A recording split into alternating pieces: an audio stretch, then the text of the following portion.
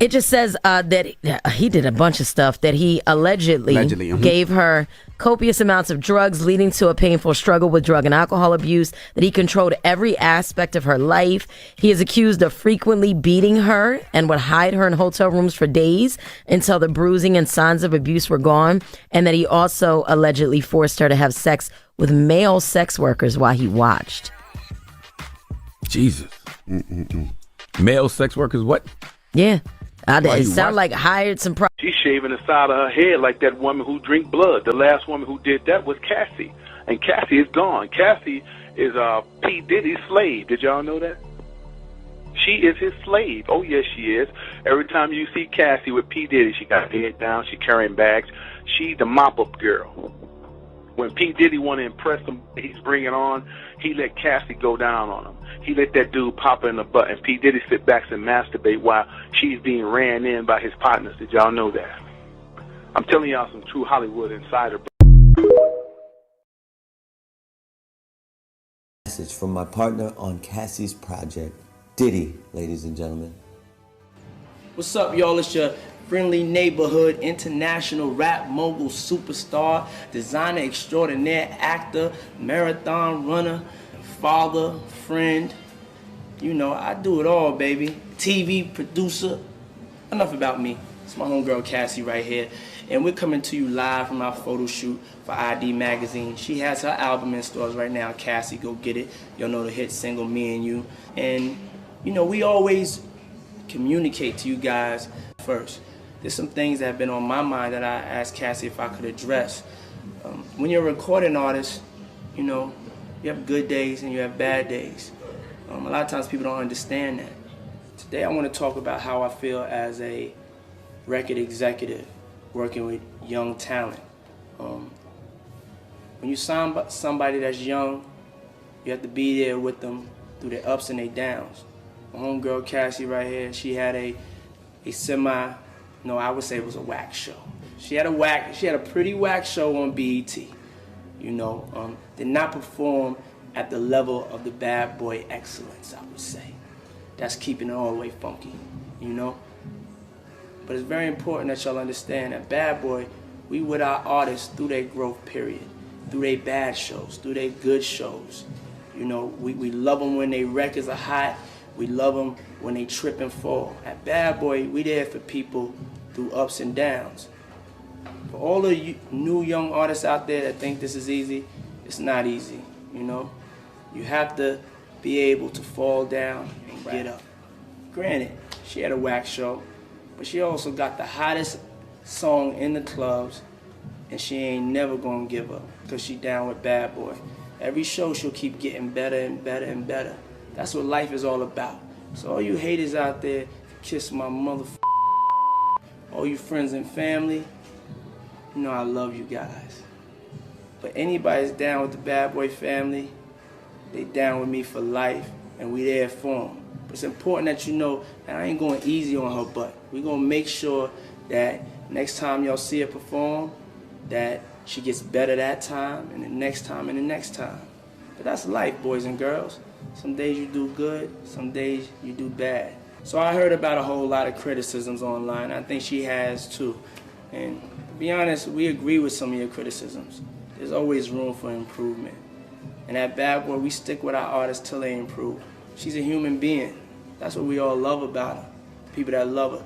The people that hate on her, they was gonna hate her anyway. You know what I'm saying? But y'all will.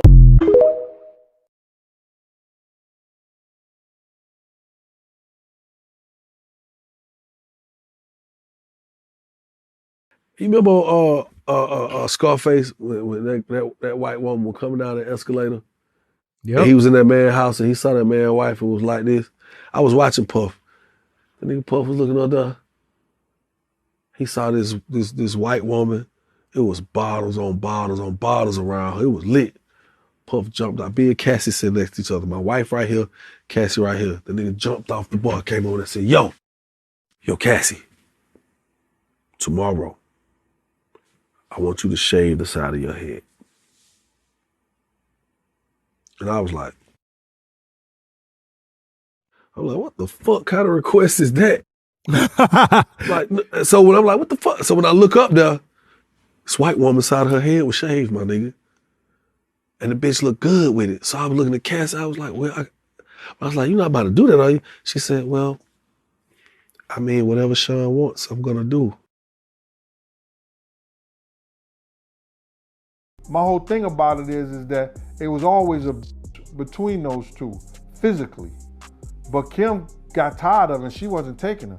If he put his hands on her, she was going at him. Guys, this story about how KimPorter really died just took a whole new messy turn, and now her friends and family want the case reopened. So what has Kimora Lee said about the situation, and what exactly do the friends and family want? P.S. The key word is, you probably guessed it, Diddy love.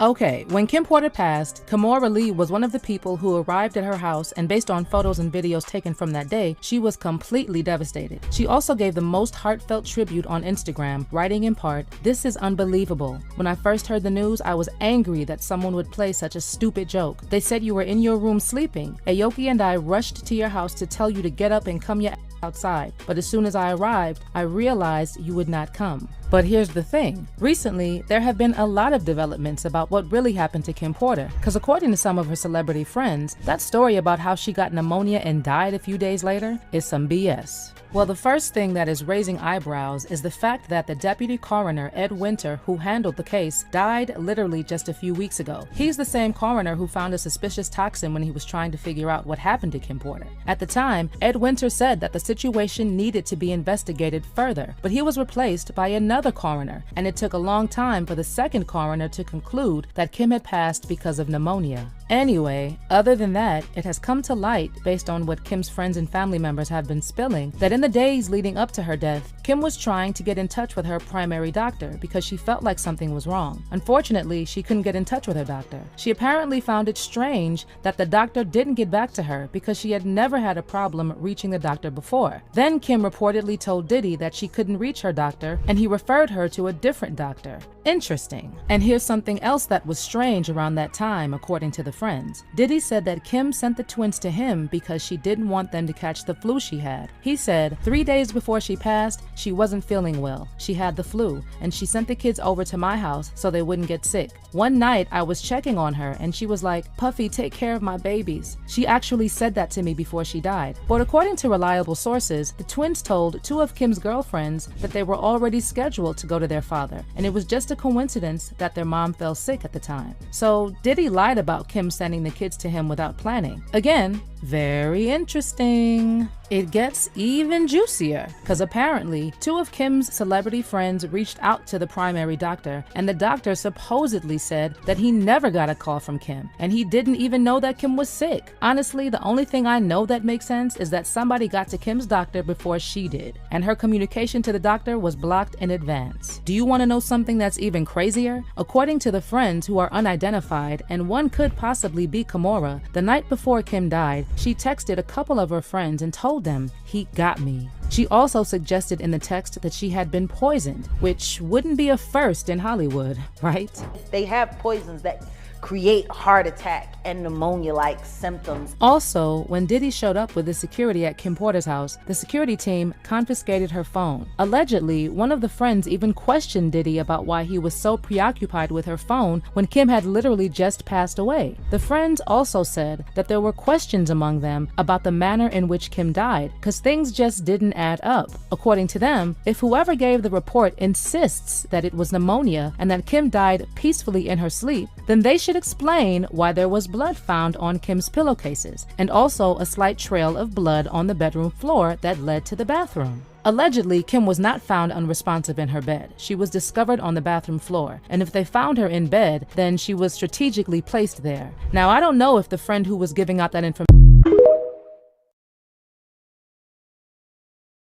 but since she was one of Kim's closest friends, I can bet that she also had questions. And considering Diddy's history with women, reopening the case and filing a wrongful death suit isn't far-fetched at all. This is the same man that got another woman pregnant when Kim was pregnant. And as if cheating on Kim with a side piece wasn't enough, he also verbally, emotionally, and physically messed her up. Diddy's former bodyguard, Gene Deal, actually confirmed the allegations when he said that Diddy had not only broken Kim's nose, which was subsequently disguised as plastic surgery, but she also once slit his wrist during a fight to get away. Remember, one of Diddy's other exes, Gina, also exposed how badly she was treated when they were in a relationship.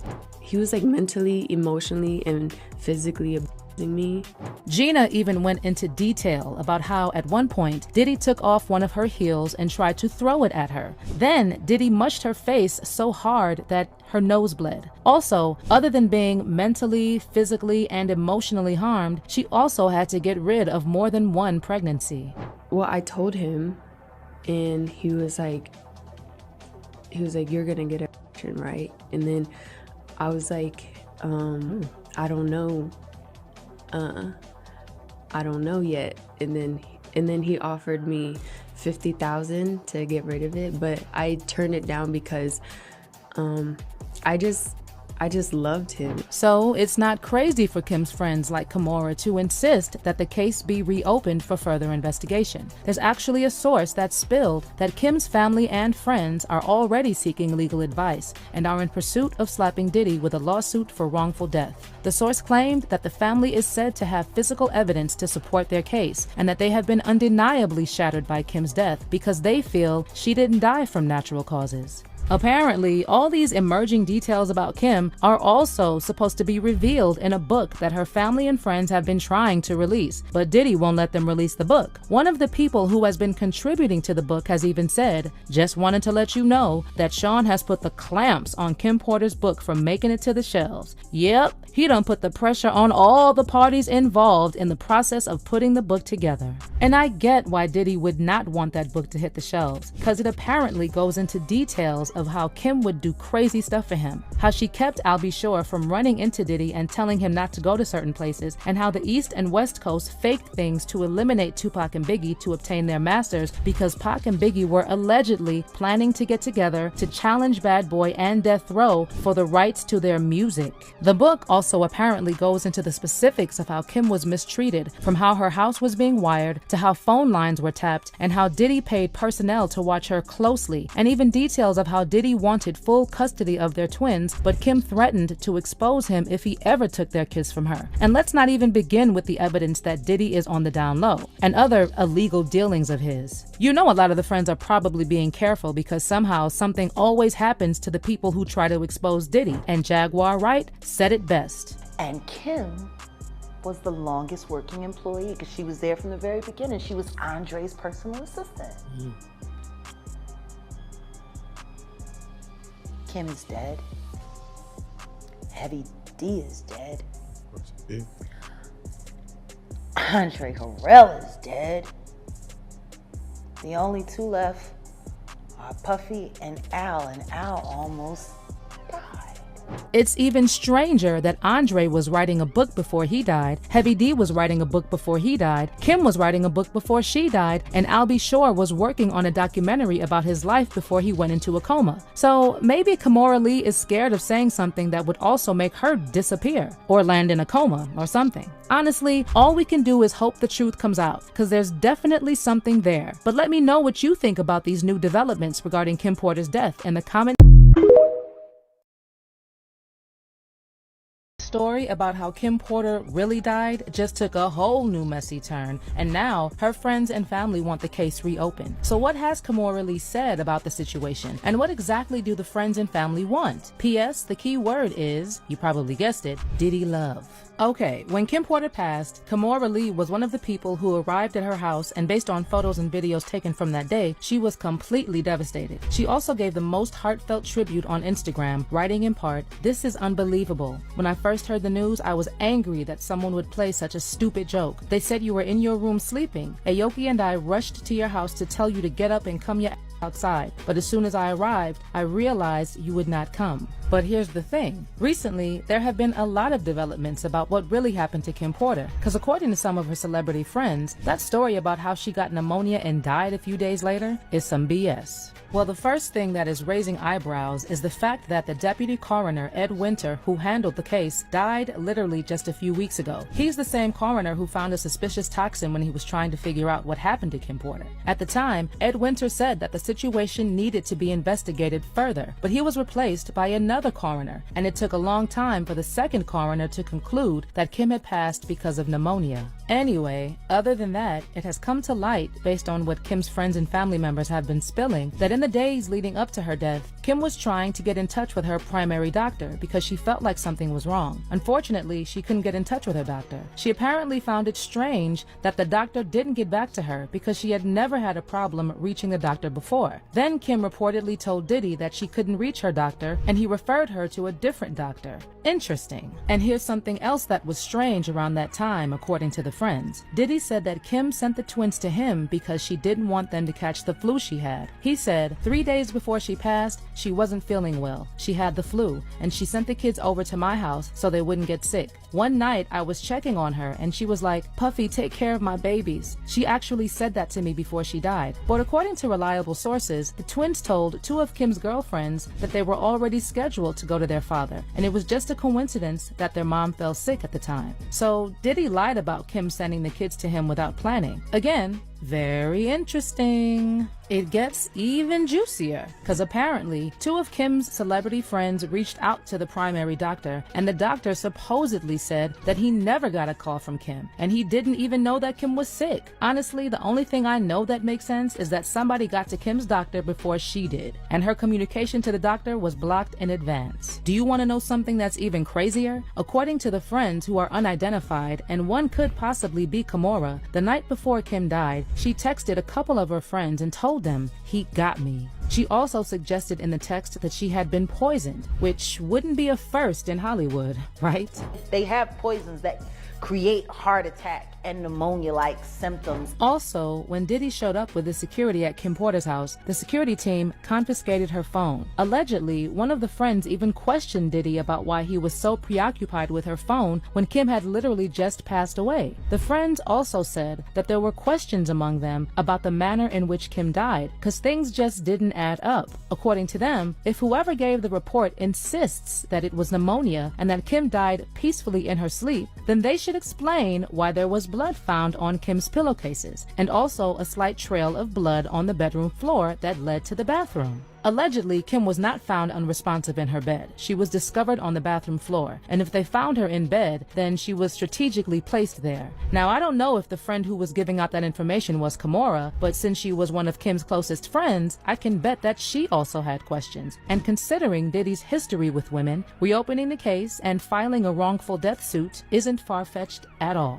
This is the same man that got another woman pregnant when Kim was pregnant. And as if cheating on Kim with a side piece wasn't enough, he also verbally, emotionally, and physically messed her up. Diddy's former bodyguard, Gene Deal, actually confirmed the allegations when he said that Diddy had not only broken Kim's nose, which was subsequently disguised as plastic surgery, but she also once slit his wrist during a fight to get away. Remember, one of Diddy's other exes, Gina, also exposed how badly she was treated when they were in a relationship.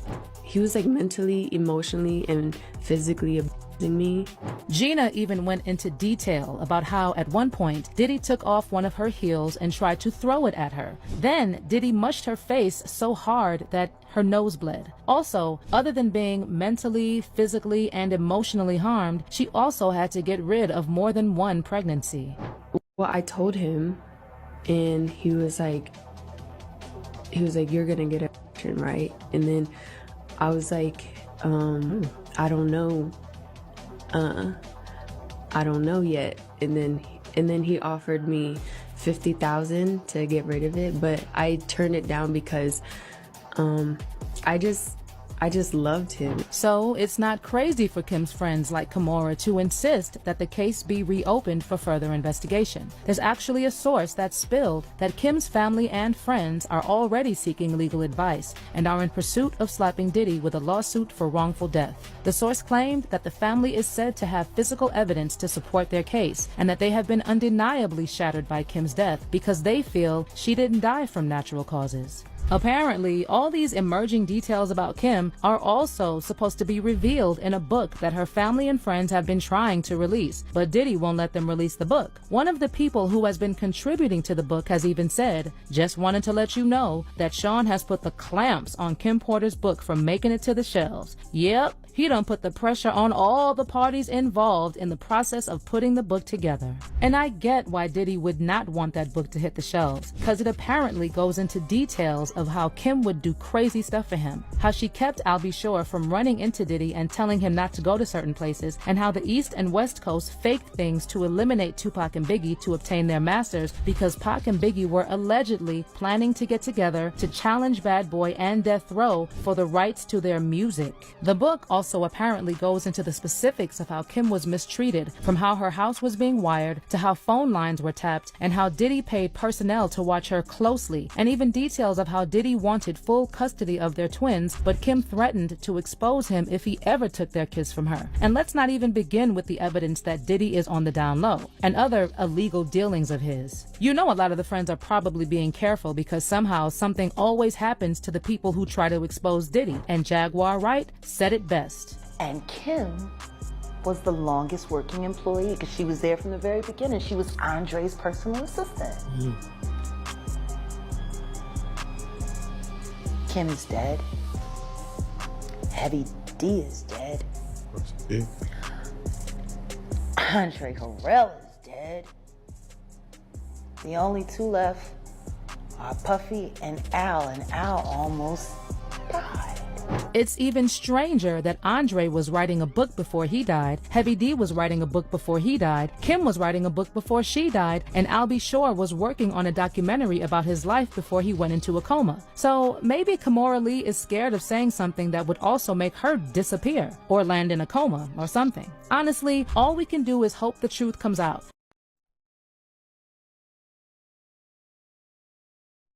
I guess he wanted to honor her. But he gonna always remember her. Kim was who Kim was. And then if he ever try to forget her, all he had to do is look at his wrist. What you mean by that when you say that, KimPorter gave Puffy a scar? When they were at home at Kim's house on 110th Street, he wanted to, put his hands on her in the wrong way. And Kim took one of those corkscrews and ripped his wrist up and hit an artery. And when she did that, he had to rush over to St. Luke's Hospital. I met him over there to the hospital. It was me, him, and Kim in the hospital when he was bleeding like crazy. And that was the beginning of him. And that's the first thing I knew about people getting hooked on opioids. You know what I'm saying? And that was from that accident. Oh, that was from the incident with him and Kim. When she wasn't going to take that ass whooping, and she got him off of him the best way she could. Right. From your point of view, right, how would you describe Puffy and KimPorter relationship when you was around? Oh, it was volatile. It was like, damn it she do, damn it she don't. Like Kim could not be with nobody else and he knew it. And he could do whatever he want to. You know what I'm saying? And even when he was with J-Lo, like we'll put J-Lo in the house and he'll call and Kim wouldn't answer. And if she was out, he would ask the babysitter, do you know where she at? Well, she said she was going to be here because she had Kristen at the time. You know what I mean? So now we go on where Kim is at. And if she was with somebody, he made it very uncomfortable for that person to be with. Using the bodyguards. What you mean by that? Like if we was there, you're not going to be sitting up there, and he pushing up on Kim, you're not going to do nothing to him while we there, or you're not going to say nothing to him while we there. dude would just either step out or step away, or Kim would just get in another car and go or whatever.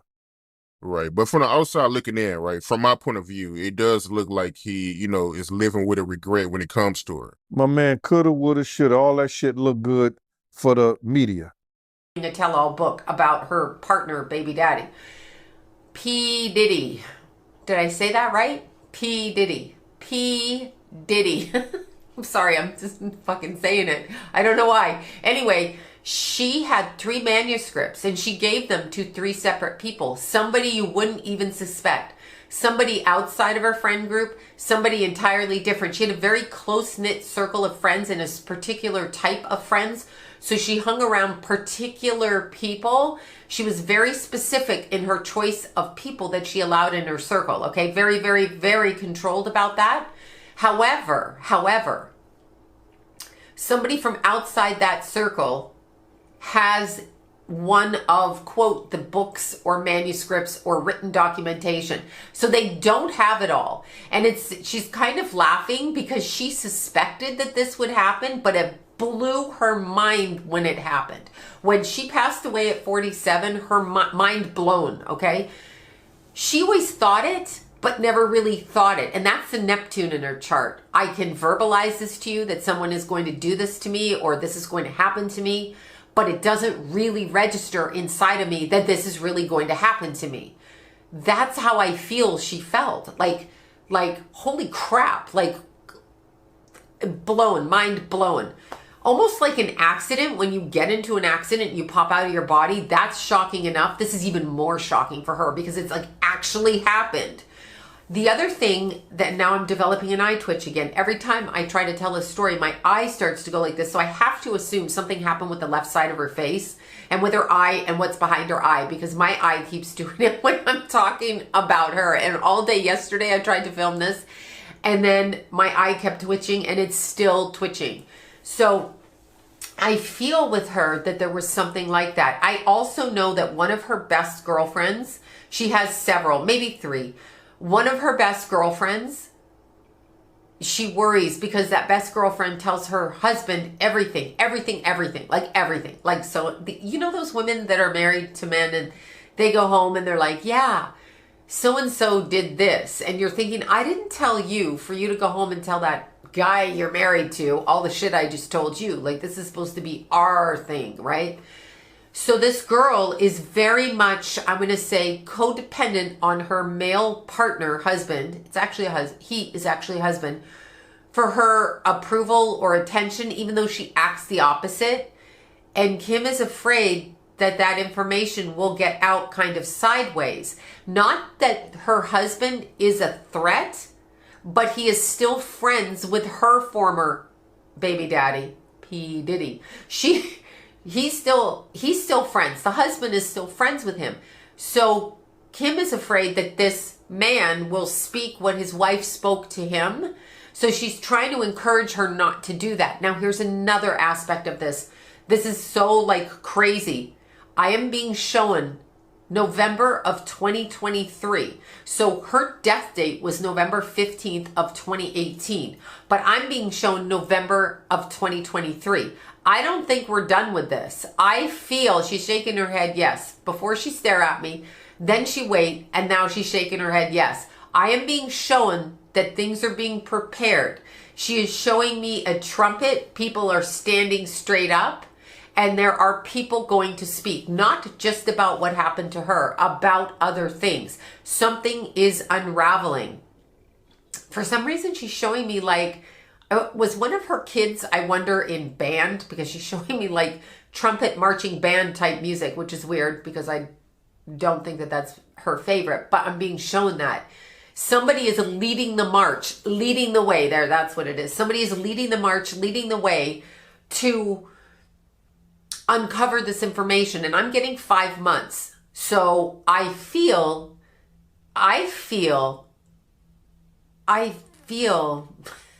sorry, I keep laughing because she's like, out with it. Toxic metal exposure. At bay, because she's around. I've got to tell you something. Okay, this is pretty funny. I think it's funny, ironic. She goes like in my face. She goes, boo, like that. Okay, like a cartoon. And the reason she's doing this is, and now my eye's twitching again. Okay, the reason look, I can't stop it from twitching. Oh my God. Every time I talk about her, my eye twitches. It gets out of control. And you know what? She may have had a seizure and hit the ground. That's maybe what she's trying to show me. But she acts like she's trying to scare her ex. She is around him energetically quite a bit. She watches him. She sees what he's saying. She knows what he's doing. It's very, very transparent to her, and you can't fool her. And you are going to stand so noted, accountable within the next 5 months. He's trying desperately to backpedal out of this. But whoever that man is, and it's a white man that has the tape or the information or however that is, one of the manuscripts with personal, private, written, handwritten documentation about what was said to her 3 months before she passed, what she witnessed, and the final straw that she couldn't take anymore. And it's not a case of domestic violence. It goes far beyond that and that. So it is domestic violence, but it's far, far beyond that. So she goes in a completely different scope. 5 months. The time is being marked. 5 months. So this is June, July, August, September, October, November. I'm going for November 15th. Or right around there. It's coming out. It will not be, you cannot keep this. She's literally, you cannot stop the truth. And she has, like, this is it. Her ex crossed the line in such a way that it offended her sense of moral code, and she could no longer stay. He also used to hit her and choke her, so that we're clear on that. She shows me being choked, being shaken and choked like that. And he was always tricking her. He was always coming in nice and then flipping a switch, flipping like that. Always coming in nice and then flippo like that. And actually, very scared human being, if he's human. I'm adding that. She didn't add that. Very scared person with no real faith. And his bravado is melting down. So it's ending now. And then she's saying something. I'm sorry, she's speaking in codes, but she's singing that song by Stevie Wonder, Signed, Sealed, and Delivered. Like, I don't know if that was a song that they spoke about or code, or if she just liked that song. But signed, sealed, and delivered within 5 months is what I'm hearing. So her friends, family, and people that loved her and fan base will have some answers. Completely toxic metal shock through the nasal cavity. That's what I'm seeing. That's all I'm seeing. So that is my celebrity channeled energy reading on Miss KimPorter, who passed away due to alleged pneumonia. Now I'm saying alleged to the things that are natural causes. Alleged pneumonia. And she's not saying she didn't have pneumonia, but she really just was sick. Like sick and not feeling well, but she kept using the nasal spray. So I don't know where that spray is, and I don't know who put that there. I don't know who put it there. But there's a lot in her body that's metal toxicity or metal toxins. I don't know if she was buried or cremated, but they should actually check her hair. They log this in the coroner's office. They usually have like records of certain things. They should actually log. They should log that. They should check that. It's logged. They should check it. I'm getting confused. Anyway, this is my... He had caught me texting another man. We was in Miami. It got really crazy that time. We was upstairs and he had like, we were in his closet and he like pushed me and I fell to the ground and then he like stood over me. So I was like laying on my back and he stood over me and he started like punching me like this. Like he avoided my face, but he like started punching me like on the side of my head and I was just like covering my face. And then after he got done doing that, he like stomped on my stomach like really hard and I like took the wind out of my breath. I couldn't breathe and he kept but he kept hitting me, and I was like pleading to him, like, can you stop? I can't breathe. And he like stopped for a little bit. He like grabbed my hair from the back and like was like punching the back of my head, because he was just avoiding my face when he was like hitting me.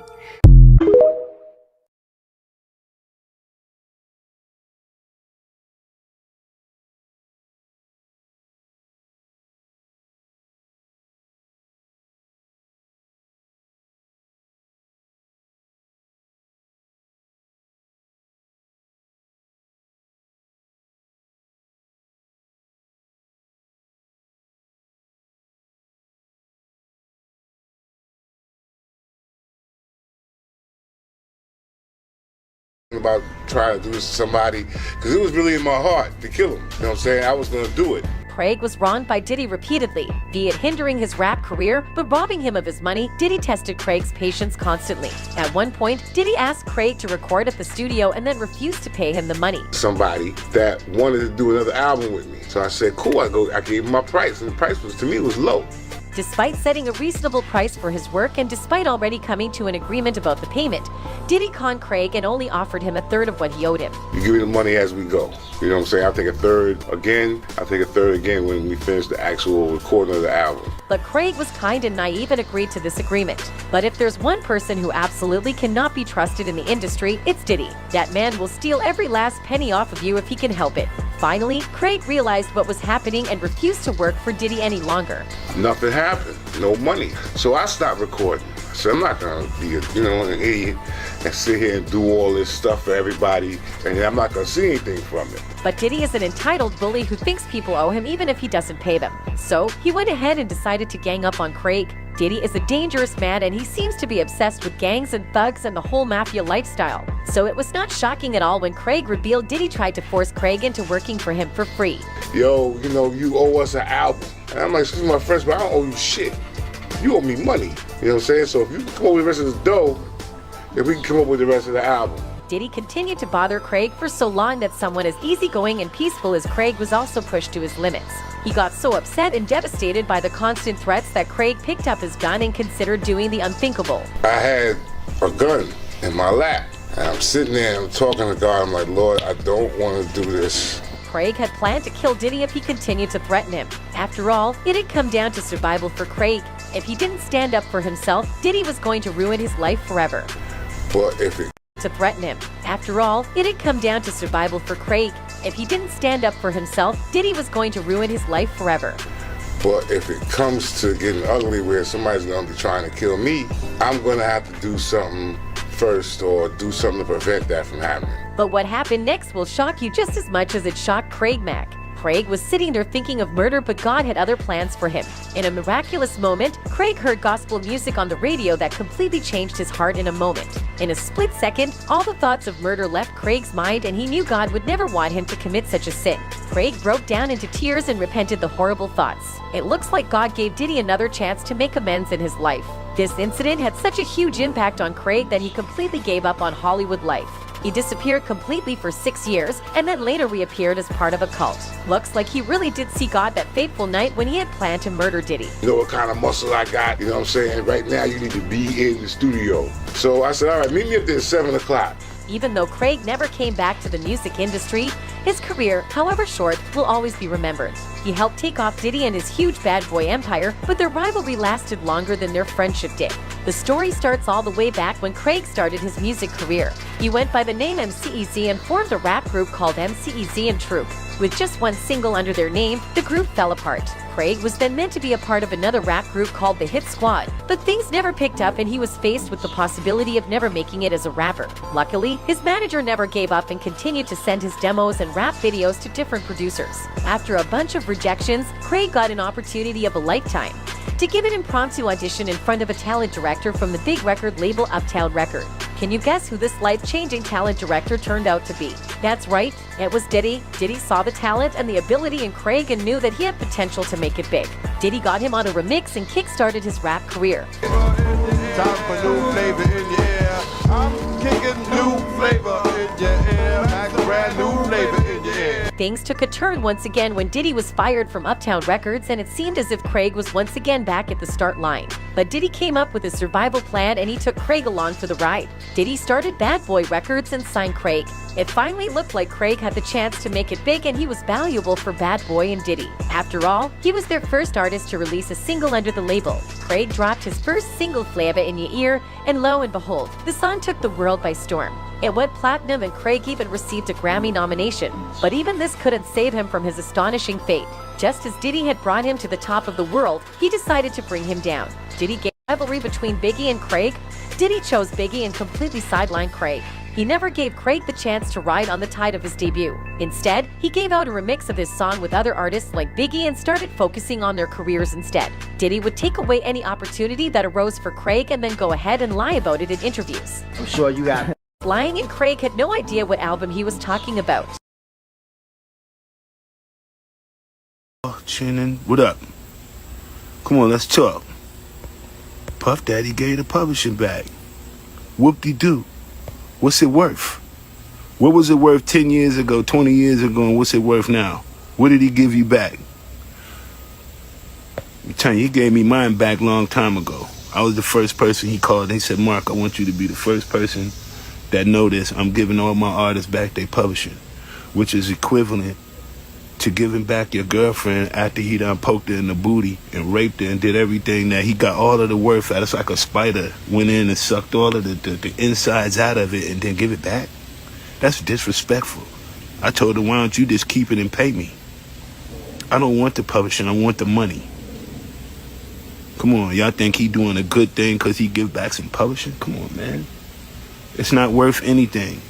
And then he don't have the Ciroc or the DeLeon, and then he gonna give $1 million to Jackson State like he doing some humanitarian type thing. He just trying to do whatever he can to keep his name relevant so he can go for a new deal because he don't really have nothing that's making him no money right now. He's not even a billionaire no more. So let's talk.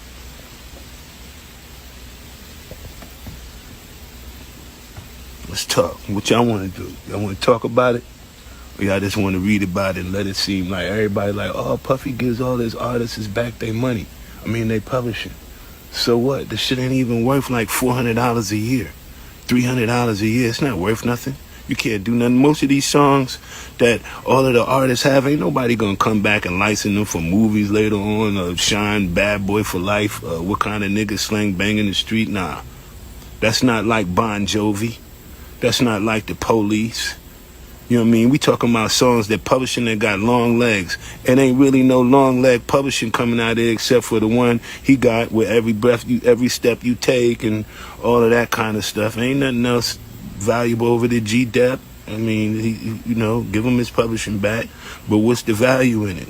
If ain't nobody picking up these songs and listening to them right now, like on the radio, if they not picking them up and listening to them right now, then it ain't nothing being generated on them. Like they just did 50 years of hip-hop, so they went back and brought back Melly Mel, they brought back a whole bunch, they brought back Craig G, they brought back a whole bunch of old school artists, which in return gives them some publishing legs. Just when people say, who is that, and then want to go Google them and then maybe see what the songs that they used to do long time ago. Now that might make them a couple of dollars, but come on, y'all.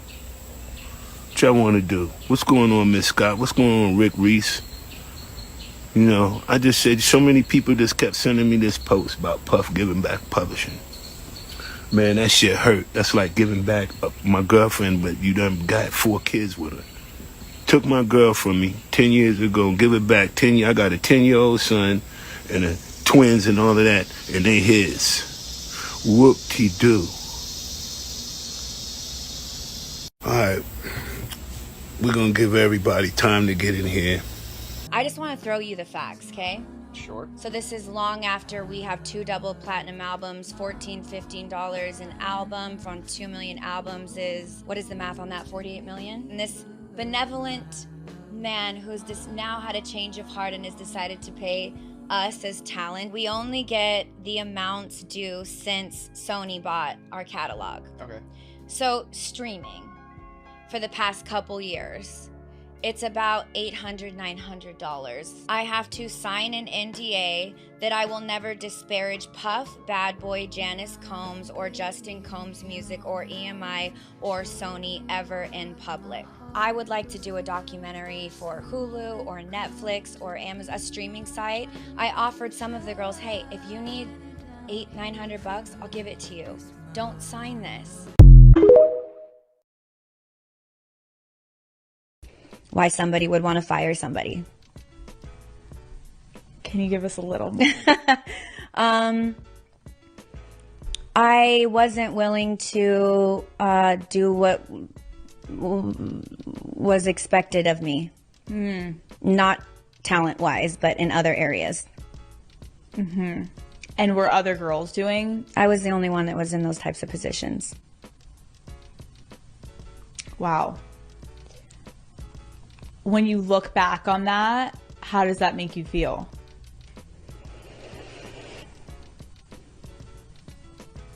You know, I have such a love-hate with it all because I don't think I would have been able to be so successful in so many other areas had I not been trained under Diddy. Mm-hmm. He was the hardest person that you can work for, and it was torture.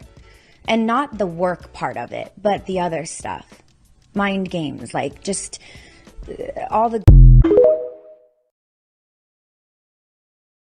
that try to do bodily harm with me. They will be in the house with Puff. So I'm like, it's a funny game y'all playing behind the scenes. So when people see me, they just see me turned up. They just see me agitated. They just see me aggressive, but they don't know why. So if somebody, let's just say we run down on Gilly car, if we got guns or whatever, where we got them, and we trap Gilly, and then the next week, you see Wallow with me at your house, how are you gonna feel? Yeah, I'm snapping out. Tweaking, right? So now my head is bugging like what's really going on, because every time something happened to me, it's somebody that's with him. But this is supposed to be the nigga I'm signed to. This is supposed to be who I'm getting money with. And I gotta say this because when people see me irate and they see me aggressive, they wanna, oh, what is Mase doing? Mase is bugging. No, it's a point you get to that you like, yo, I can't let you play because you playing now dangerous games. So imagine somebody doing that and then they over there talking about brother love.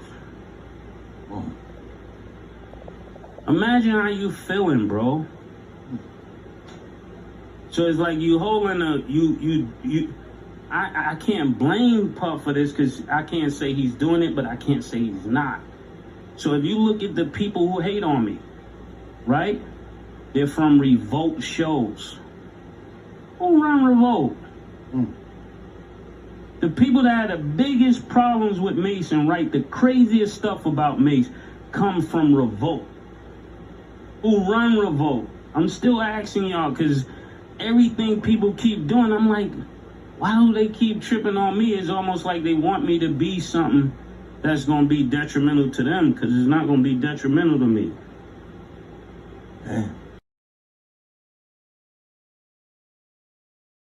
So we're going to get to it. What did Puff do to piss you the fuck off? How did he do you dirty if he did you dirty? And what is doing dirty if a motherfucker put you on?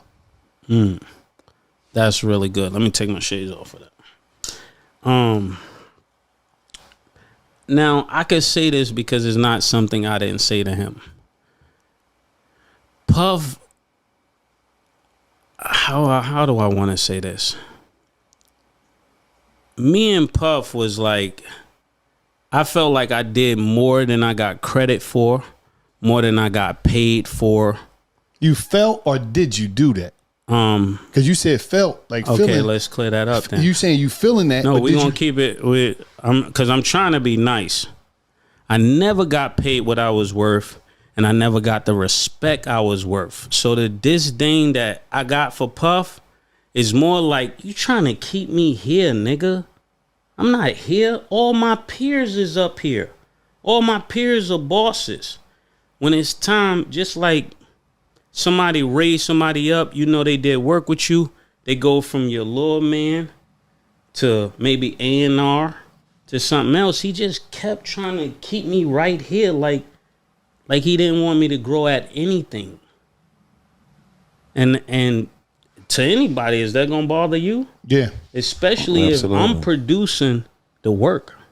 Yeah. Puff would go out and party, and I would be in the studio writing the records, and then I just come back and say, he'll say this is his part or that is his part, but I was the person there creating it all. Right. And then, I mean, from the lyrical standpoint, Yeah. where somebody did a beats, and even More Money, More Problems, I came up with that. I came up with the beat too. And I said, Stevie, we need to do this beat and do it like this. So just imagine all of these moments that are taken from you, the records, the beats, you ain't getting the money, you ain't getting the publishing, you ain't getting the respect. And I don't think you're like that. No. So that became really frustrating for me because I'm You say looking. you don't think you like that? What that mean? I don't think you would like that. Like if a motherfucker did you like that, what the fucking story is you listening to, nigga? And I don't think you like that to be pulling what you pulling. Yeah, you from the ghetto. You like like you know what would come with doing that, but everybody is letting you get away with it. Everybody. So me quitting after one album, it didn't take long for me to figure it out. Like, I'm not gonna be here with this. I don't care who's here because you're not paying me and you're not respecting me. And that's the real problem. Did you what that mean? I don't think you would like that. Like if a motherfucker did you like that, what the fucking story is you listening to, nigga? And I don't think you like that to be pulling what you pulling. Yeah, you from the ghetto. You like like you know what would come with doing that, but everybody is letting you get away with it. Everybody. So me quitting after one album, it didn't take long for me to figure it out. Like, I'm not gonna be here with this. I don't care who's here because you're not paying me and you're not respecting me. And that's the real problem. Did all right. And that's just the beginning. All right, then there's people that try to do bodily harm with me. They will be in the house with Puff. So I'm like, it's a funny game y'all playing behind the scenes. So when people see me, they just see me turned up. They just see me agitated. They just see me aggressive, but they don't know why. So if somebody,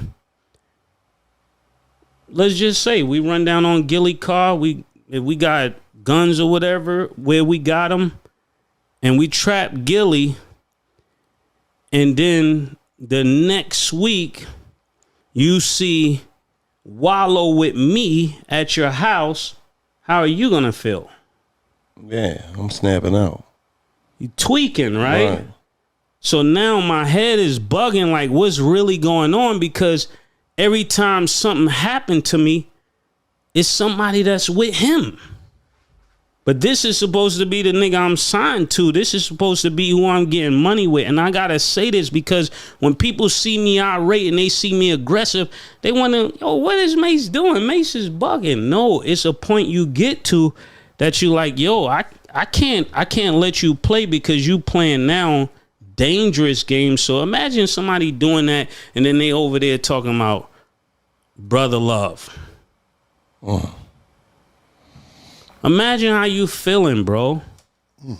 Puff say this party, Playboy, this party right here, I see $1.5 million. I said, what? You spent $1.5 million on this party? I started following him. So I followed him the whole time. I remember watching Puff at the Beverly Hills Hotel. I'm filming this. And it's a pool party that is ridiculous, man. And I look up and I see Dr. Ruth. I don't know if you know who that is. The sex lady. The sex lady. I see Dr. Ruth. I said, Miss Ruth, could you please come over here? This guy by the name of Sean P. Diddy Combs. I need you to come meet him. I need this for my camera. Flip the camera this way. There's Demi Moore and some young dude. I don't know who the dude is. So I said, Puff, who that? Oh, that's the young cat. I asked him question. I said, cool. So I asked Demi Moore, I said, is it cool if I? She said, sure, whatever. Watch who benefited from it. Nick Cannon used to sleep on my couch. Get out of 13 years old. He'd be in one part of the house. He'd be like, can I go back in there? You can, I get it. You can't come in here. He was like this, right? He slept on the couch. Undisclosed medical condition. It's already been 1 month since Jamie Foxx was hospitalized for an undisclosed medical condition, and now there are mixed messages circulating about his current condition. On April 11th, Foxx experienced a medical complication, according to a family statement posted by his daughter, Corinne Foxx. Foxx was in Atlanta, Georgia, filming a new Netflix movie co-starring Cameron Diaz when he was taken to the hospital. The actor quickly received an outpouring of support from his Hollywood peers, from Kerry Washington to LeBron James to Jennifer Hudson. And last week, Foxx spoke out for the first time since his hospitalization, taking to Instagram to thank fans and his peers for their well wishes. Some newer reports have used unnamed sources to claim that his inner circle is, quote, preparing for the worst, but his friends, family, and managers who have remained tight-lipped on his condition and recovery are indicating that he's improving. Yeah, I gotta get my life together. So Fab, how was your birthday, man? Yeah, what was your wish for this year? My birthday was cool. Wealth, yeah. knowledge itself. Watch I like nothing that over your cake, brother. I like vibes. You know what I mean? I like a good vibe more than like wanting for anything or like, you know what I mean? So I got a cool vibe. I spent some of the time with my kids. I went out, grabbed a bag, and I spent some more time with my kids, and you know what I mean? I felt like I was a milestone age. I'm gonna have a party, and we had parties, but I was more like just trying to just vibe, like just see where I look back on where I became. Did you miss me though? For real? Because it seems like a thing. I with miss this partying birthday with party, Puff, man. But I'm talking about for your birthday. Huh? Why won't you party with me for your birthday, man? We partied for my birthday before. You came to my party. No, but me and you ain't never really party. You know what I'm saying? Eyes, brother. Oh, Eyes. I understand. You know what I'm saying?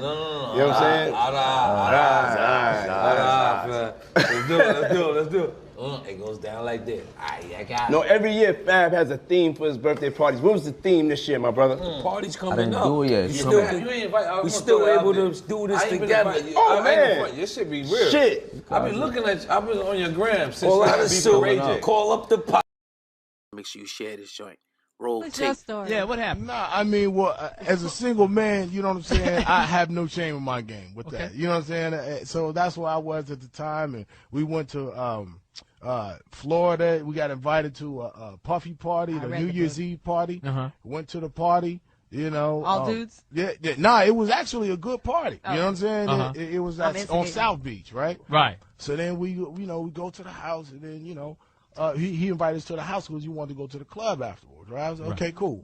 So Superhead is with me, you know what I'm saying? Karen is with me, you know what I'm saying? Whatever. Superhead. Yeah. So she takes me, Puffy calls me outside. He's like, hey man, you know that girl you know about the girl you. I was like, yeah, nigga, everybody know, but you know what I'm saying? What's happening?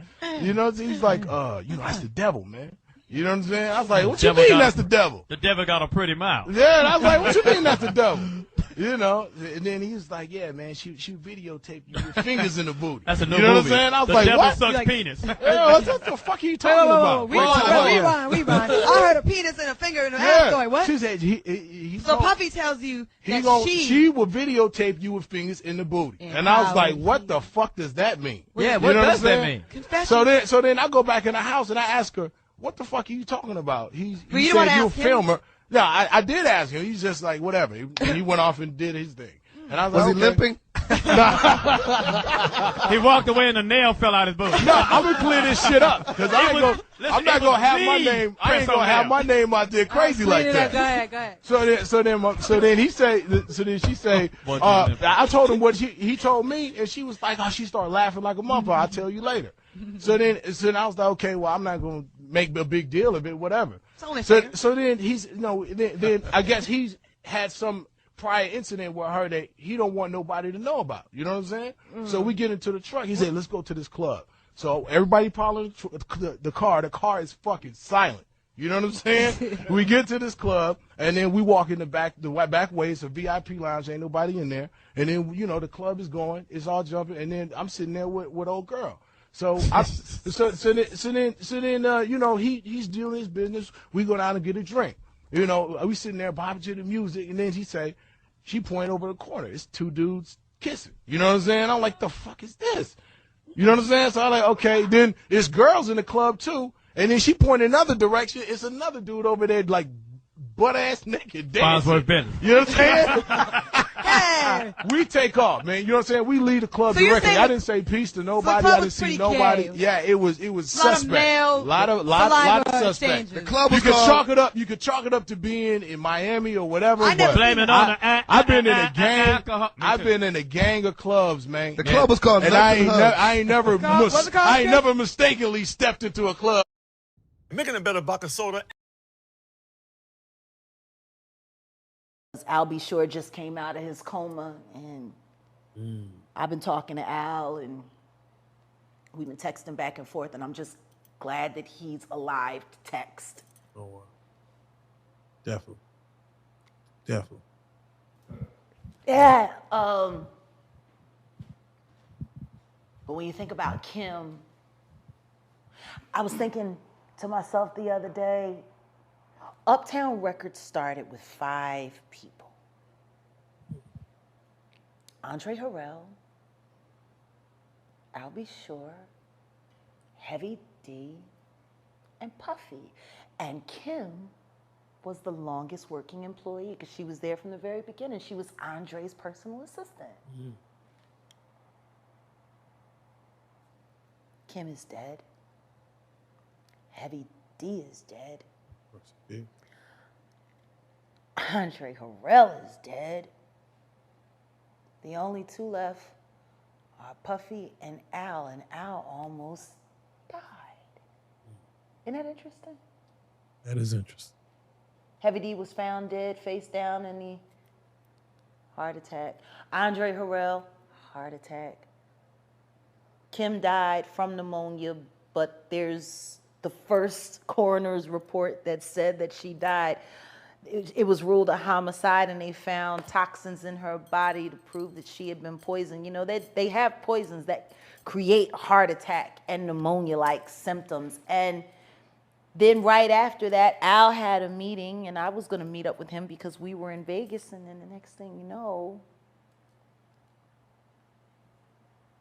you want to know what they all had in common, though? The survivors and the late of Uptown Records, they were all writing tell-all books. Andre was writing a book right before he died. Heavy D was working on a book before he died. KimPorter was working on a book before she died. And AlBSure was working on the documentary of his life. And then he goes into a coma. Has Puffy ever been in a coma? Has anything happened to him? He must be the luckiest motherfucker, because it seems like everybody that worked at Uptown Records from the very beginning is gone. Just him. I guess Al disappointed you. You know, it's... She witnessed something. She witnessed something that was disturbing to her. But what was really disturbing to her was the conversation that she had with Diddy after. See, Christopher Williams, I don't know, I guess he wanted to sign. I don't know what happened. But Puff was supposed to be giving him a demo deal, and he gave him a demo deal, and I guess it was supposed to turn into an album deal, which that never happened. But this young woman walked in to get approval on some paperwork, see. And when she walked in, the door wasn't locked, so she didn't think twice about just walking in. And when she walked in, she saw Christopher Williams performing fellatio on Puff. Now, from what she said to me, it was disturbing because, you know, they didn't stop. She just walked out, and she just kept her head down at the office the rest of the day, I believe it was. And I don't think it was at the end of business day that day, but I think it was the following day. He came into her office and was like, yeah, so you came in there, so what? What you gonna do? You wanna say something? And she was like, oh no, she was like, I just don't understand why you left the door unlocked. If you were in there doing that, why would you leave the door unlocked? He said, I'll do whatever the fuck I want to do in my building. And I just don't know. He was like, it's power, see? I can make a man, he said, if I can make a man suck my dick, I can make people do anything for money. That's what you said, Puff, about Christopher Williams sucking your dick for a demo deal, and you cut him a check.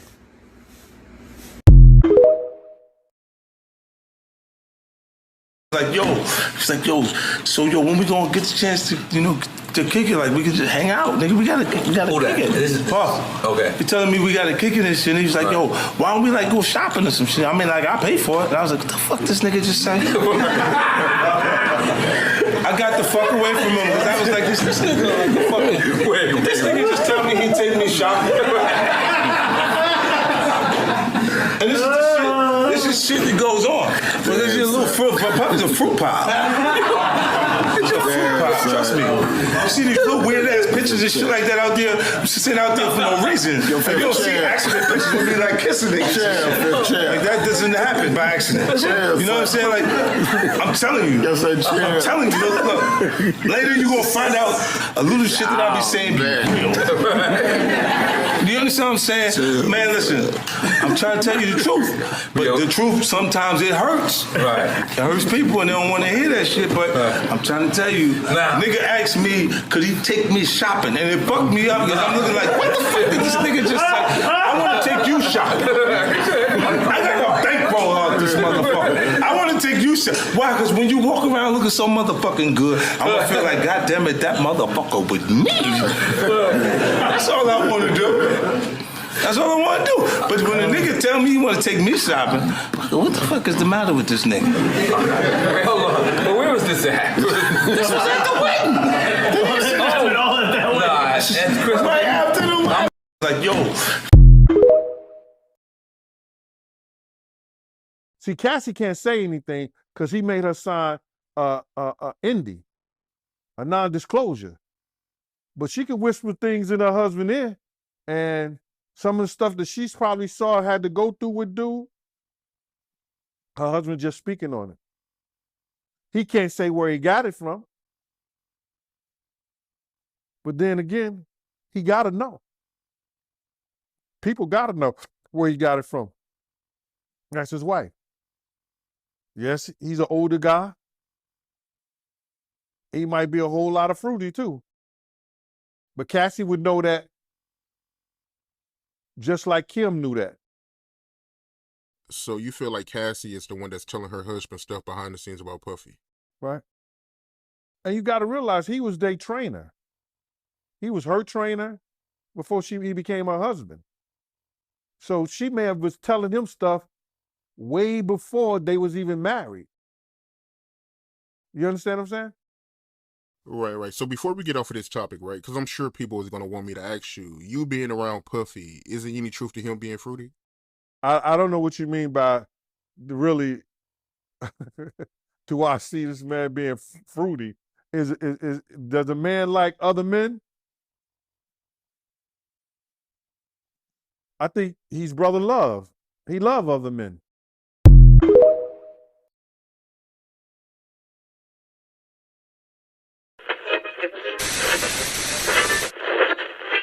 MREC TV. We got motherfucking Ciroc. Damn, we got all this liquor. Yeah, y'all want Diddy to come to my room, but this nigga ain't even run no Ciroc. I don't want this nigga around. Diddy, your own ass bitch. Your own ass bitch. Your own ass bitch. We got motherfucking Ciroc. Damn, we got all this liquor. Yeah, y'all want Diddy to come to my room, but this nigga ain't even run no Ciroc. I don't want this nigga around. Diddy, your own ass bitch. Your own ass bitch.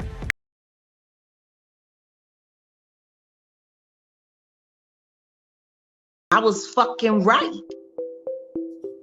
I warned Young Miami. I said, you better run as fast as Cassie did. This shit that y'all getting right now, this ain't real time. Y'all behind. Talk about the fact that even though Uncle Ron still posts, don't nobody know where he at. Yeah, what happened to him? The last communication I had with him, he was like, I gotta go away. Yeah. After they whooped his ass with baseball bats and shit. I don't know why people think this is a game. statement. Cassie, I will advocate for you. Yeah, I know something that a lot of people don't know. I know that you and KimPorter had a sit down right before she left us. Tell him, please, tell him. And I know Kim had some very good advice to give you, and I believe that this is why things are happening as they're happening now. Kim was smart, wasn't she, Cassie? Kept you alive and kept you safe. Doing some, go get some cheesecake. You got that much ego? Go do your thing, man. Don't sit here and be talking about it, man. Be fly about it. Get your swag on, walk that way. Your is that way, do it. If you want to think about it, or if you ain't gonna walk that way, walk to Brooklyn and be happy about it.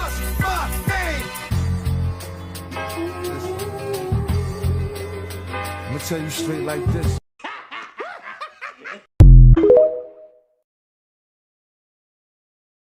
Puff Daddy, whoever, none of these niggas. All you fake hard niggas, fuck you.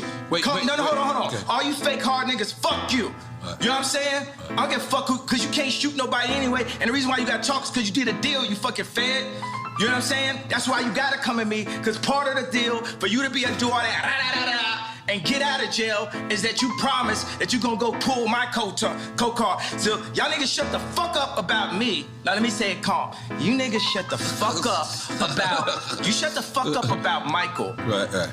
I'm Michael now. Right, Every Michael you can think of, but mostly Godfather Michael now. No. We had parties, but I was more like just trying to just vibe, like just see where I look back on where I became. Did you miss me though? I'ma fight for my reputation. I'ma fight for the honorable man I am, the righteous king that I am. The curtain has continued to be pulled back on some of Diddy's alleged shadowy dealings by various celebrities for a while now. One rapper who's had enough is none other than Fabulous. From spilling the tea on Diddy's supposed clandestine soirees to boldly swatting away the mogul's advances in front of the world, Fabulous has become a fearless voice in a realm where silence is often the rule. But there's a twist to this tale. It seems that Fabulous may not be basking in the applause for much longer, as rumors swirl that he and several other celebrities may be facing an imminent silencing, orchestrated by the very figure they've been so vocal about. I'ma fight for my reputation. I'ma fight for the honorable man I am, the righteous king that I am. So, what's the motive behind Diddy's alleged campaign to muzzle these outspoken celebrities? In case you forgot, Fabulous once took to his Instagram story in 2021 to share some candid tales about him running off on his celebrity friends at their events. Sometimes the situation calls for an Irish exit, and it had to happen according to Fab. The whole thing started after the ghetto Fabulous rapper asked his fans if they too have been pressured into attending an after party when, quote unquote, you really want to go home or back to the room, but you don't want to be the turn down to the turn up. You ever got peer pressured into going to the afties? Fab wrote. You really want to go home or back to the room, but you don't want to be the turn down to the turn up. He also asked his Instagram followers, one more question, you ever said you was going to the bathroom and left? As fans contemplated his questions, Fabulous confessed to a pretty funny encounter with Diddy, who had Fabulous partying into the next morning. He said, I told Diddy I was going to the bathroom and slid once, he admitted. It was 7 a.m. in AMP. This N was still turned. The tale of Fabulous's awkward run-in with Diddy might remind you of another creepy incident from 2017. During a Drink Champs interview featuring Fabulous and Jadakiss, Diddy made an uninvited appearance. The conversation had been flowing smoothly until Fabulous started discussing how he had spent his birthday with his children. At this point, Diddy, in his typical fashion, couldn't resist interrupting and prodding Fabulous about whether he missed partying with him. Did you miss me though? For real, because it seems like a thing. I with miss this partying birthday with party, Puff, man. Man, but I'm talking about for your birthday. Huh? Why won't you party with me for your birthday, man? In front of the camera and a live audience, Diddy's relentless curiosity pressured Fabulous into explaining why they had never partied together. The discomfort in Fabulous's body language became palpable as he squirmed in his seat. He seemed so out of his element that for the remainder of the interview, he avoided making eye contact with Diddy and spent more time staring down at his plate than engaging in the conversation. Additionally, during the same interview, Diddy referred to Nori as daddy several times and even made him blow the birthday cakes. Yeah, I love this drink. Where you put my bag I like at? when you like this, Daddy. Yeah, where you put my bag Daddy, at? I like when you it's right scrambling here, and scraping. When you it's right here, scrambling and it's right scraping. In any case, considering the substantial revelations Fabulous has already brought to light, it's no stretch of the imagination to envision him taking the stand as a potential witness against Diddy. Apparently, there's a growing belief among fans that Hello? What's up? I mean, where Hey, yo, check this out, man. The last time y'all did this, man, y'all did the whole campaign, let the locks go and all that. Y'all ain't want to be down with Bad Boy, so we let y'all go. Y'all want to be down with us, we let y'all go, we keep it moving. But to get on there and portray like somebody got to go and steal and rob and be shysting, y'all, that ain't really correct, you know what I'm saying? First of all, I'm at my office right now. I'm always accessible. Y'all ain't got to get on the radio and do certain tactics and do certain things to ever holler at me. Jadakiss, last time I saw you, I told you, let's get together, let's talk. You know what I'm saying? I told you I'm accessible. I said if anything don't come, if there's somebody standing in the way for you expressing yourself, if any of y'all expressing yourself, y'all can come get at me directly. You know what I'm saying? All that throwing the refrigerator and you gonna kill, no, y'all ain't killing nobody, man. You know what I'm saying? We businessmen. We all mature adults here. All that right there, I'm at my office. Y'all can sit on this interview with her and talk as long as y'all want to talk about it, or you can take the invitation I gave you before. But it's not even getting there because of your get on the radio, whatever tactics. I ain't your enemy. Dog, we just need to bang like that on cats that's coming at you. I ain't your enemy. Just yesterday we got a note from your office saying you don't have no idea of none of this or nothing.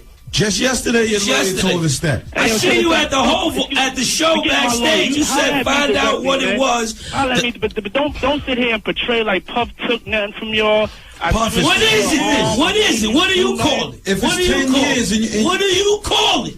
And don't say we can come to your office or do none of that, because we can't do none of that. We can't handle it no other way but with lawyers, and you know that, so don't get on the radio and act like a tough guy or none of that. Wait, you know how we can settle? You acting tough. I'm at my office, so why don't we stop talking on the radio? Now, you want people to stop talking because you just don't want to know the truth, dog. We made one record with you. Money, Power, Respect. It's 10 years later, and you still got half of our publishing. Now, there's no way you can make it justifiable that you said you deserve half of our publishing. You to my face. We just at the concert. You ain't saying nothing. What are we going to do saying it to your face? Get sued? What do you want us to do? We can't touch. We can't be violent or none of that. We can't even have. You saying all this, dog? 2 years ago, Levels in Miami. You saying this for nothing, man. Recognize real. Y'all know where the office is at. There's a big sign on it. I'm gonna be the whole National Guard's downstairs too. Cut it out, man. We can't talk in this. I'm a grown ass man, man. You're a coward. And I don't take nothing. You're a thief, You're a coward. Don't say you're a thief. Okay. You're a thief. Come to the office, man. Come to the office so we can straighten it out there. Yo, how we just 3 guys you don't even mess with. You had your Ace Boom publishing. You call me whatever you won't let his publishing go. I'm at the office. You won't let your man's publishing go. You will argue in front of New York. That's the way you want to do you own your man's publishing, dog? Ain't nothing to y'all, man. Do you own your man's publishing? New York could believe it or whatever. Do you own your man's publishing? I can sleep good at night because I ain't never did none of y'all. And if y'all ever want to, you had a whole bunch of artists that Puffy. Dog, you had a bunch of artists whose careers never went right with you, dog. Be for real, dog. Look at the list. Look at your list. We don't want to be violent. You the artist that did best for yourself. Look at your list, dog. Look at all the artists you dealt with. Look at the situation they dealt with. You know, 12 not happy with you gone. Faith not happy with you gone. We not happy with you gone. Bass not happy with you gone. Wow. All right, he hung up. He's gone. Or P. Diddy, whatever, Puff Daddy, he used to have dudes like in his crib watching him have sex with chicks because he liked to display his manhood and how he gets busy. And he mentioned a couple of celebrity names. So You mean to tell me at the top of the industry, niggas be like, yo, hey, yo, Buster, you know what I'm saying? It's Diddy. Yeah, take that. Yeah, you know what I'm saying? I'm about to fuck this bitch, my nigga. You wanna come watch? Yeah, I'm gonna show you how it's done. My nigga, call up the homies and come through. All right, everybody get there. Crowd around, quiet down, you know what I'm saying? All right, baby, pull your pants down. Quiet down. And you fuck the girl, right? It's a girl, right? Oh yeah, it's a girl. Fuck a girl in front of your fans to show them, like, yeah. So you hit and you're like, yeah, Buster, yeah, you know you can't stroke it like that. Yeah, long stroke. Is that a activity that you would consider participating in? Crossing, or would you consider participating? Yeah, I mean, let's would you like ever? Would I fuck Diddy? Yeah.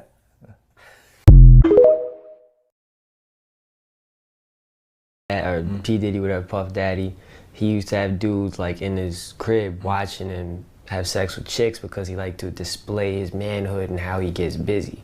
And he mentioned a couple of celebrity names. So you mean to tell me at the top of the industry, niggas be like, yo, hey, yo, Buster, you know what I'm saying? It's Diddy. Yeah, take that. Yeah, you know what I'm saying? I'm about to fuck this bitch, my nigga. You wanna come watch? Yeah, I'm gonna show you how it's done. My nigga, call up the homies and come through. All right, everybody get there. Crowd around, quiet down, you know what I'm saying? All right, baby, pull your pants down. Quiet down. And you fuck the girl, right? It's a girl, right? Oh yeah, it's a girl. Fuck a girl in front of your fans to show them, like, yeah. So you hit and you're like, yeah, Buster, yeah, you know you can't stroke it like that. Yeah, long stroke. Is that a activity that you would consider participating in? Crossing, or would you consider participating? Yeah, I mean, let's would you like ever? Would I fuck Diddy? Yeah.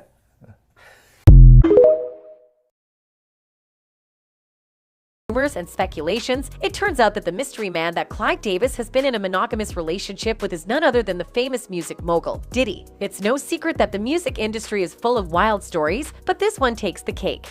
P. Diddy, known as Puff Daddy, known as Sean Combs.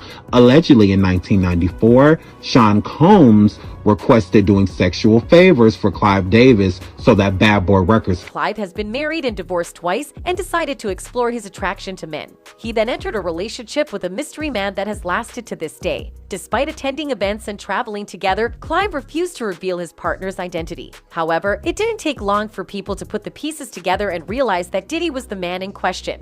That being said, if you pay attention to a lot of pictures, especially with Clive and Diddy, Diddy is in a lot of places that... While attending the same events and being close friends might not be enough to confirm a relationship, the fact that both Clive and Diddy are openly gay and have been spotted together so often speaks volumes. It's clear that the two have had a special connection for years, and it's fascinating to imagine how their relationship may have impacted Diddy's rise to fame in the music industry. They've been close for a number of years. Diddy first came around him in the early 90s, right around the time to when he entered another relationship with an unnamed male. It's no secret that Diddy and Clive have been tight for years. With Clive in a committed relationship with a man and Diddy's secret gay rumors, the chances of the two being an item are higher than Snoop Dogg at a weed festival. What's even more telling is that Clive is very open about his sexuality and relationships, yet he's never denied the rumors. And Diddy, well, he's just been radio silent on the whole thing. Diddy was just a 23-year-old aspiring artist when he met the legendary Clive Davis. In a world where cutthroat competition is the norm, Diddy managed to impress Clive with his hip-hop ideas. Clive recalls their first meeting and how he was on the hunt for an artist who could truly connect with the people. Lucky for him, he found exactly what he was looking for in Diddy. Puffy was 23 years old and I knew the artists that I had, Aretha, Dion, Whitney, was one kind of music. Davis says, LaFace ushered in blue-collared R&B at its height, but sensing the hip-hop revolution, both Lay and I agreed that we could use someone really attuned to the street. You gotta know what you can do for yourself, and you gotta know when you need to look to other people. According to reports, Diddy worked under Andre Hall at the time in Uptown Records, but things quickly took a new direction for him when he met Clive Davis. He managed to impress Clive with his words, as Clive recalls. When I met with Puffy, he articulated that hip-hop should be part of the top 40 mainstream, and that the business would change in the future. And I said, what have you got to illustrate that point? And he played me Craig Mack's Flavin in Your Ear. And he played me the then unknown artist that he felt and believed so strongly. He played me 4 or 5 cuts from Notorious Big. This was seemingly more than enough to sell his vision to Clive, as he immediately told Diddy that had proved his point. I said, okay, you proved your point. That's when I introduced him to the weekly, what we called singles meetings. I introduced him to an executive there as someone who would help lead us to the street and share in the forthcoming hip-hop revolution. Hold on a second, let's pump the brakes on these scandalous allegations. It's lived with Sean Puffy Combs for a year. That's the crazy thing. Now, that was L.A. Reid's idea, right? We're sending you over to something called Puffy Flavor Camp. There you go. To learn Flavor Camp? Yeah, Flavor that's Camp. what it was called. And you're going to go to Puff Daddy's. He's going In the 90s. Do you understand what that's like? Puffy's place was like just filled with chicks and orgying like nonstop, right? No, not really. I mean, but hey, it was curious. I got a chance to see some things. Yeah, but you were 13. What were you seeing? I went there to see the lifestyle. Right. And I saw it. 18 years old. You're a dad now. Would you ever send your kid to Puffy Camp? Hell no. Situation revealed that she sent a chilling group text message to her close friends, which simply read, "He got me."